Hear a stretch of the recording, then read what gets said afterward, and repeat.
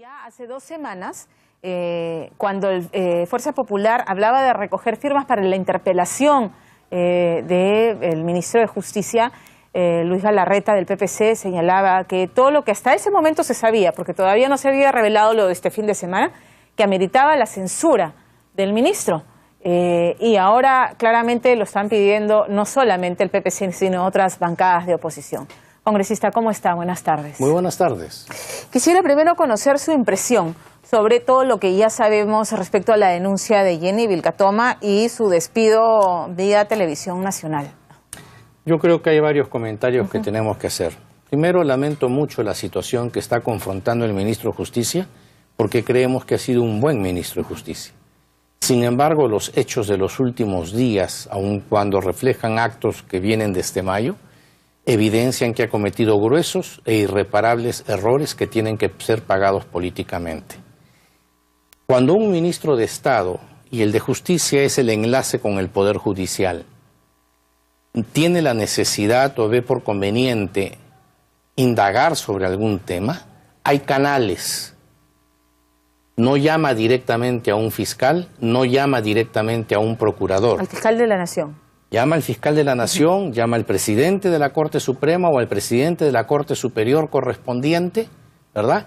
O llama al jefe de los procuradores, pero no cita a un procurador, no cita a un fiscal. No se reúne con el fiscal del caso tampoco. Así es. Segundo, siendo eso grave, lo es mucho más que en esa reunión haya estado el señor Roy Gates, que es el asesor del presidente de la República en asuntos jurídicos.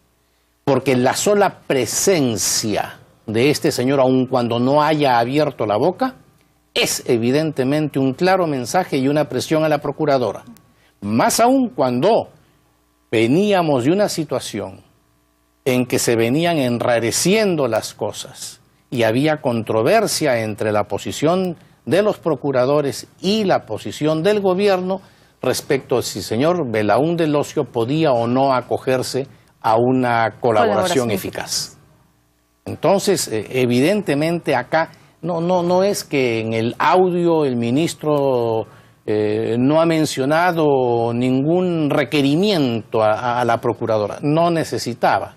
El llamarla para indagar de ese tema, con los antecedentes que existían, en que el propio presidente de la República salió a blindar al señor Belaúnde Locio cuando en marzo de este año el asunto reventó, y a diferencia de otros casos en que el presidente ha sido muy severo al solicitar mano dura y en la administración de justicia sanción a quien corresponda, en este caso cuando se trataba de su amigo, salió a decir cuidado, no dañen honras ajenas, cuidado que hay familia de por medio. Esa es la referencia que hizo el presidente Entonces, de la República. Cuando hay evidentemente un sesgo de las más altas autoridades del país en el tratamiento a una persona que cada día se le descubrían más y más cosas, y posteriormente el ministro en compañía del asesor jurídico del presidente citan a quien está llevando a cabo las investigaciones en nombre de la sociedad peruana, del Estado peruano y no del gobierno de turno, evidentemente es una intromisión, evidentemente es una presión, aun cuando haya estado totalmente callado el abogado del presidente.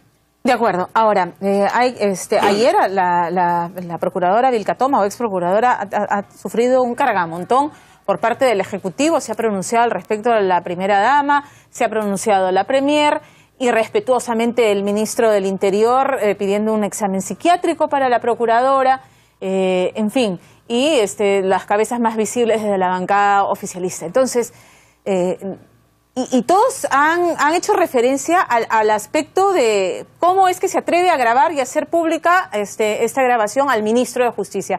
¿Por qué se puenteó al ministro de Justicia y fue directamente a pedir su destitución al presidente antes de hablar directamente con su jefe, el procurador, o hablar directamente con el ministro de Justicia y no haberlo hecho público? 1 y 2, la sospecha de que si esto ocurrió en mayo, ¿por qué no lo denunció directamente en mayo y por qué esperó 7 meses? ¿Le generan suspicacias estos detalles?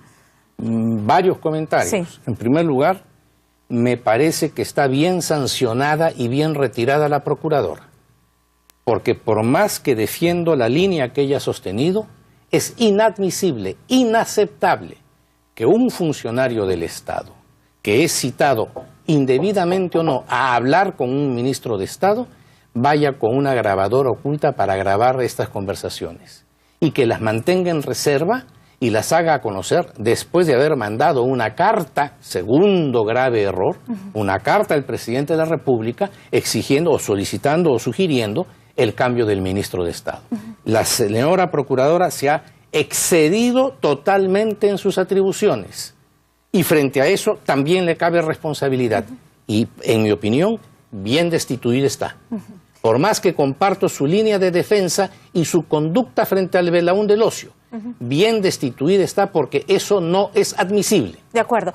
Quiero, si me permite, una interrupción breve, porque tenemos una alerta más de la Costa Verde, pero quiero regresar sobre este tema y decirle lo siguiente, para cuando regresemos. Sin embargo, sin esa grabación no nos hubiéramos enterado hasta qué punto aparentemente el Ejecutivo está interfiriendo en esta investigación y en estas irregularidades que todo apunta a Palacio de Gobierno. Vamos a regresar con eso, tenemos una alerta más desde la Costa Verde. Congresista Bedoya, y le había planteado lo siguiente, ¿no? O sea, si no la procuradora Vilcatoma no hubiera hecho público este audio, no hubiéramos determinado de confirmar nuestras sospechas de que Cristian Salas, el procurador Martín Belaún del Ocio, no le corresponde ser colaborador eficaz. Y finalmente es en torno a esto que gira la conversación grabada en mayo de este año, ¿no?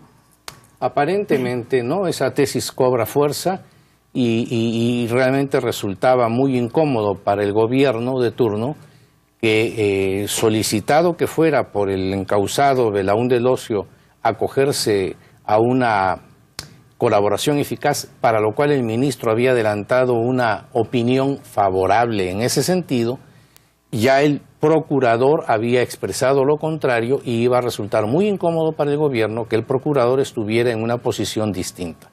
Son formas en que han venido presionando al Poder Judicial y a quienes tienen que tomar la decisión final. Ahora, respecto a que esto no hubiera trascendido si es que no se da a conocer, no.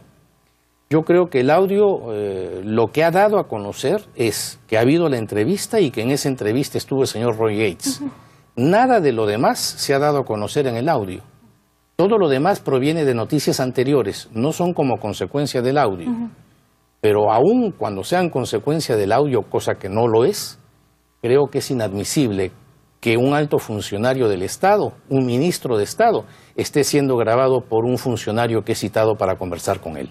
De acuerdo, ciertamente. Ahora, la Procuradora está exigiendo, ha anunciado que va a demandar penalmente al asesor presidencial, al ministro, y ha reclamado al Contralor Fuad Curi en virtud de una ley que protege a quienes denuncian autoridades del Estado para permanecer en su cargo. Estamos en una situación complicada y mientras tanto el ministro de Justicia podría ser censurado en el Congreso. Bueno, que la señora procuradora o ex procuradora formule las denuncias que crea pertinente está en todo su derecho y nadie se los puede limitar, ¿verdad?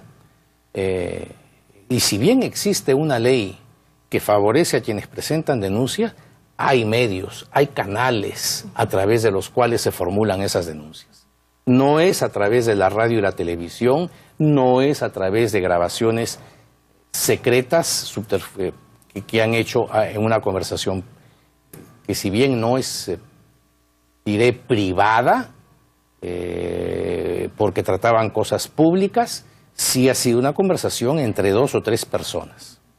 Ahora, si es que ella no grababa esta conversación, no tenía cómo probar o no tendría, me pongo en el lugar de ella, tengo que buscar una prueba que demuestre lo que voy a denunciar, que aquí hay una interferencia. ¿Cómo lo pruebo? Mi sola palabra es suficiente si está el asesor presidencial y el ministro de Justicia, representantes del Ejecutivo ambos. Entonces ella presente ese audio a quien corresponda. No, o sea, al el Poder tema es haberlo Judicial, hecho público. ¿lo presenta al Congreso de la República, que es el que tiene el control político sobre el ministro, o lo presenta al Contralor General de la República? Esos son los canales, y en eso tampoco ha cumplido.